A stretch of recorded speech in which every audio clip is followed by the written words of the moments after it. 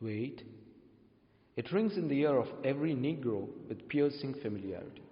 Perhaps it's easy for those who have never felt the stinging darts of segregation to say, wait.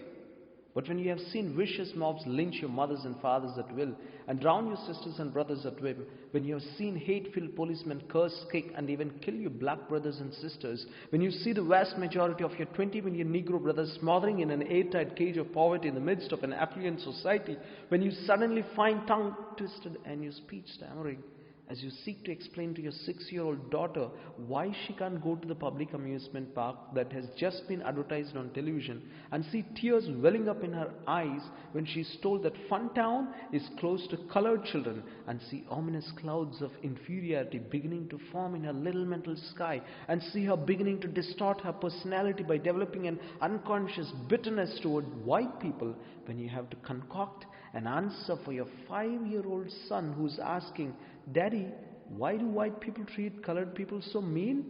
When you take a cross-country drive and find it necessary to sleep night after night in the uncomfortable corners of your automobile because no motel will accept you, when you're humiliated day in and day out by nagging signs reading white and colored, when your first name becomes nigger, your middle name becomes boy, and your last name becomes John, and your wife and mother are never given the respected title Mrs., when you're harried by day and haunted by night by the fact that you are a Negro living constantly at tiptoe stands, never quite knowing what to expect next, and are plagued with inner fears and outer resentments, when you're forever fighting a degenerating sense of nobodiness, then you will understand why we find it difficult to wait.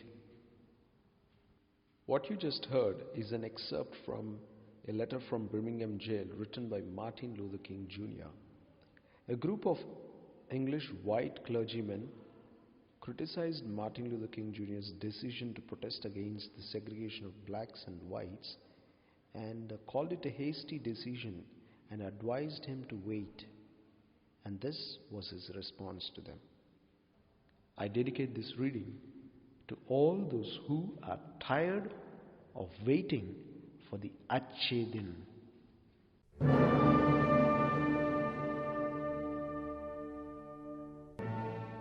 If somebody from among the people rises up to power, that power will blind that person again in time, and that is inevitable.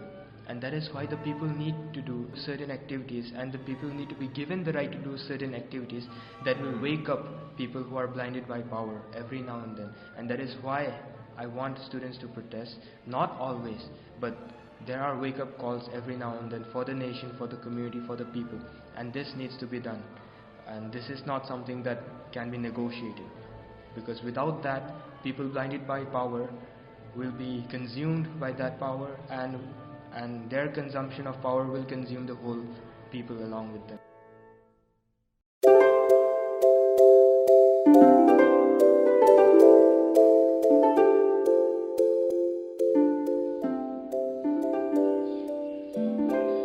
Hello everyone, welcome back to another episode of the TISS Stories podcast. Joining you, it's your host Spurgeon, and we have an amazing guest with us today, and he's none other than Tawna. He's a second year student of social work in the CODP course. He hails from Lamka in Manipur, and he's also the current vice president of the student union. I often call him the WISC, the vice president, instead of the VIC, vice president. But we'll explore how wise he is and also how many vices he's got. Before I introduce him to you and we talk more about what his journey has been, I've come up with a small game. Hopefully it will be an interesting way to see the perspective of the person and deduce what the person thinks and feels and has ideas.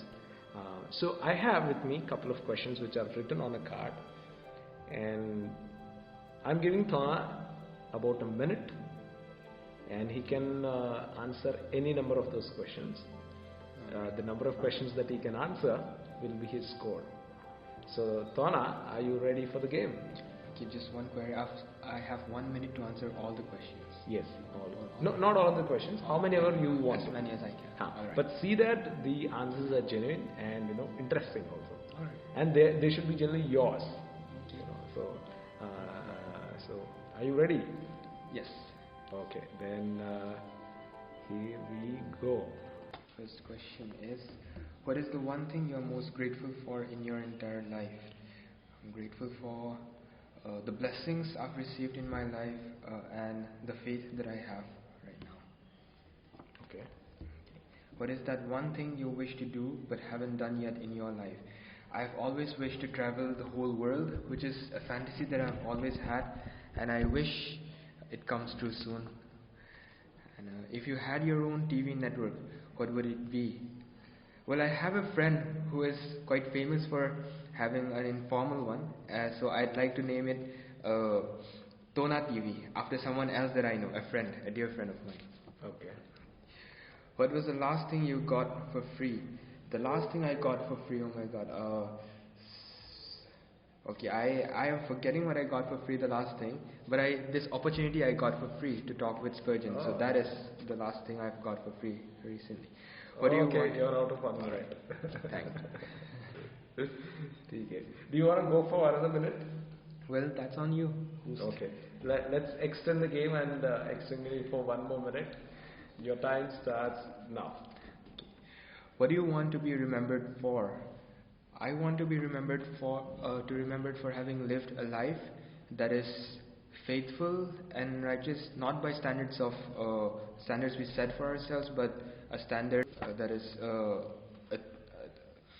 a theological standard and not a humanistic standard. If you could invent something, what would it be and why? If I could invent something, it would be a machine that could write my thoughts into my reports, so that I could laze around and just say my reports out. What is one superpower that you would like to have? One superpower I would like to have is the power to teleport myself wherever I want, so that I could fulfill my dream of traveling. If you had to choose to live without one of your five senses, which one would you give up? Well, I would give up my... I don't know. All my senses are precious to me. I don't want to part with any of my five senses, but I guess... The time is up, but you can answer this question. Okay, but I guess I'd like to give up the sense of the touch and the feel that we get from being physically hurt or physically in contact with other people. Sense of touch. The sense of touch. Thanks so much for taking part in the game. Did you have fun? Well, it was quite thought-provoking, but the time was less, but yeah, I'd enjoyed it. But before I get into all of the interesting questions, I have one serious question. Why the long hair?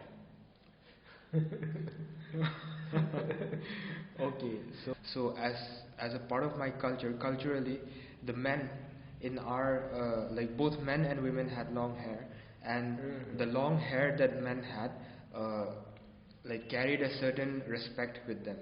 So for example, for a boy to graduate into becoming a man, so to say, he had, in our Valte culture, he had to bring the heads of 5 enemies, collect 5 heads and submit them to the headman. Now that tradition is not something that I would want to propagate, but also along with that, there are certain aspects of our cultures that are worth revisiting. And though I don't intend on keeping my long hair for my whole lifetime, but I do intend on rediscovering the values through physical and intellectual transformations. So this is an intellectual journey back into time. It does look good on you. Hopefully. Thank you. Hopefully you'll continue that and it keeps growing. Alright. So I want to understand, what is it that drew you to politics in the campus? Was it a coincidence, or was it something that you said, this is something that I want to pursue? I'd say back at home in Lanka, we weren't allowed to get ourselves involved in any student politics till our 10th standard. Then I changed my school, and in my 11th standard we had community-wise student unions. So the Paitis, we had a student union, the Thado Kukis had a student union, Vaipis had a student union from our own tribes. So in my tribe student union, I was the vice president there, and there I got myself involved in fundraising activities, having fresher programs and other interactive sessions, and meeting with our own tribal leaders and certain student leaders, and that opened a doorway. That opened my eyes to a world of possibilities. Not that not that I want to glorify politics, but I saw something in student politics, at least student politics, that could uplift us, and the emphasis on education, the emphasis of student politics on education is what I garnered from my involvement there. But in my bachelor's, I got in, I got myself involved in a fellowship. It's called EU Evangelical Union, where students like me not train ourselves, but have interactive fellowships. We call it fellowships. As Christians, we call it fellowships, where we worship God together in our own ways that are, so to say, different from the conventional means of worship. So after I came to TISS, after I joined this campus, there was a stark difference in the way life was lived and the way people perceived life, because it was my first time alone out of the Northeast, and coming to a campus like this, you see... Was it really a big shock for you? Alright, at first it was a big shock, because the liberal environment here, the liberal intellectual environment that has been created here, is hugely secular and sometimes anti-religious. Not saying that it is intolerant of religion, but the space here sometimes, creates an atmosphere of that nature. But then, the longer I stayed here, I found out that despite being of this nature, there are so many perspectives in this campus that are worth discovering. So you get perspectives, geographically speaking, from the north to the south, from the east to the west, and social class-wise speaking, you get perspectives from all levels. Caste-wise speaking, you get perspectives from all levels, and you understand what a messed up world we are living in. Do you think it's important that students indulge in politics? Okay. So why do you think students should indulge in politics? Okay. Before justifying student politics, I would like to say that student politics is not good, because a lot of students have ended up neglecting their academic work while indulging in student politics, and that is exactly why a lot of places and a lot of social classes of people do not encourage students to participate in politics. As well as back home, when I reflect on my own family, despite my own father and my uncle having been student leaders of our tribe, they themselves discouraged me sometimes from attending certain student programs. But then they also encouraged me on the other way, and that is why I would like to encourage student politics as well. That if you know the limits of if you know the potential of student politics, and also know your own potential and your own limits as a person and as a student, then student politics can work wonders. But for you personally, have you ever felt that it is too much encroaching on your academic pursuits? Alright, this question, I would say, is true. My role here as a vice president has affected my academic work up to great lengths. But it fails to cover, because of my participation as a student union member. I have been able to experience a lot of other things, and also realize that learnings don't only come from academic work. Learnings come from our physical work. In our classes, we're taught about caste, class, gender. This is the standard teachings we get from our FC courses and other social work courses. So now you're taught about how these social evils, propagate themselves in society. But when you are actually supposed to take action on these social evils, you understand the intricacies that lead to these social evils happening in So you're in saying various it is the spaces. minor details which don't get captured in the theory, so So- you experience them while you are actually engaging with the problem. So a theory, it is very important, because without theory, your practical life doesn't have direction. But if you rely just on theory, then your theory is ungrounded, and an ungrounded theory is just abstract thought without a base. And without a base, the learnings that you do, you do not know how to implement that in your field or in your life, so to say. And education is supposed to be something that is not stuck inside your brain, stuck inside the cells of your brain, but to be lived out in action and in relationship with the social environment you have around you. And that is what I've learned from being a part of the Students' Union, as well as all the fieldwork activities that I've gone to. Can you give me an example of a time where the student union, or a majority of them, or a particular section of them, took a stand on things which you personally were completely convinced with? Because we all have our personal doubts on things, right? And students also struggle with these things, right? The majority is saying something, and while you are in a minority and you feel something else, and you constantly go through this struggle. What do you do in such kind of situation? You are the student leader and you form the face of the student union, and even after that you are still a student. You have your own questions and doubts and things that you struggle with. So what do you do in such kind of situations? Any example that you'd like to quote and explain? So my way of life, my propagation of thought and ideas don't always get highlighted, I know. And coming from the Northeast especially, our movements are not the Northeast Indian politics itself gets sidelined so many times, and that is true. But I cannot get myself stuck on saying the Northeast student politics gets sidelined, and I cannot get stuck on that and not move on, because I still need to move on. I still need to move on and catch up with whatever else is going on. And as I catch up, I also tell them, there's politics that's going on here as well. You should highlight this as well. And that is what all the members in the Students' Union do.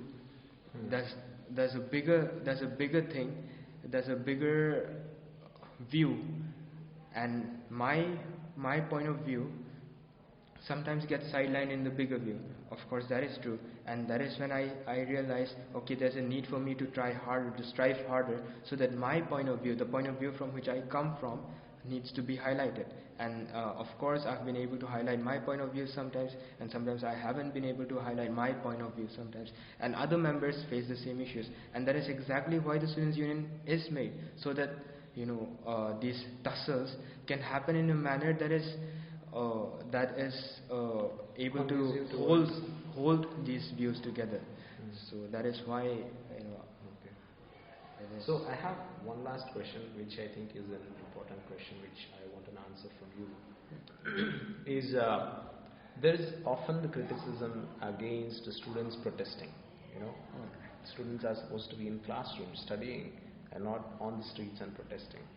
And so I asked you the question: why students protest? Why should they protest in the first place? And how do you justify them protesting?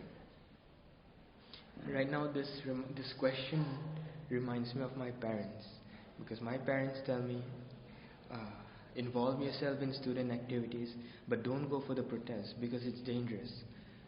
But that is true. Although I don't want students to be on the streets all the time and protest every single bad thing that happens, because that is not possible logistically speaking. However, every few moments down the line, there's a need for the nation to wake up, and the wake up call needs to be sounded by students, because without students, where is the future of the nation? Without students, where is the future for your tribe, for your community, for your nation, for your city, for your village? There's no future without students. because if you don't have students, then you stop learning, and if you stop learning, then you stop growing as a community and as a people. So that is why protests are necessary when the people who were supposed to inculcate these ethics and values stop listening to the values and ethics that they are supposed to live in their lives, and students have to wake up to remind them, and sometimes the only way of doing that is through protests. From where I come from, protests and buns have become a part of our daily life, because as marginalized groups, we understand the need for protests, the need for having buns, because without having had protests and buns, our voices won't be listened to, and when our voices are not listened to, then our communities don't have futures. I cannot say those in power will always listen to the people. If somebody from among the people rises up to power, then that power will blind that person again in time, and that is inevitable. And that is why the people need to do certain activities, and the people need to be given the right to do certain activities that will wake up people who are blinded by power every now and then. And that is why I want students to protest, not always, but there are wake-up calls every now and then for the nation, for the community, for the people, and this needs to be done. And this is not something that can be negotiated, because without that, people blinded by power will be consumed by that power, and their consumption of power will consume the whole people along with them. Hopefully now I think you have realized that Tawna is, as I said, a wise president. And thank you so much, Tawna, for sharing your story and your passion for student politics, and your passion for all the things that you pursue is very visible in your words. Thank you. With this, we take your leave. Any last words, Tawna? Oh no, thank you, Spurgeon. Thank you, everybody who's listening. Thank you. Wish you all a happy and a happy New Year. Yeah. Thanks, guys. Bye.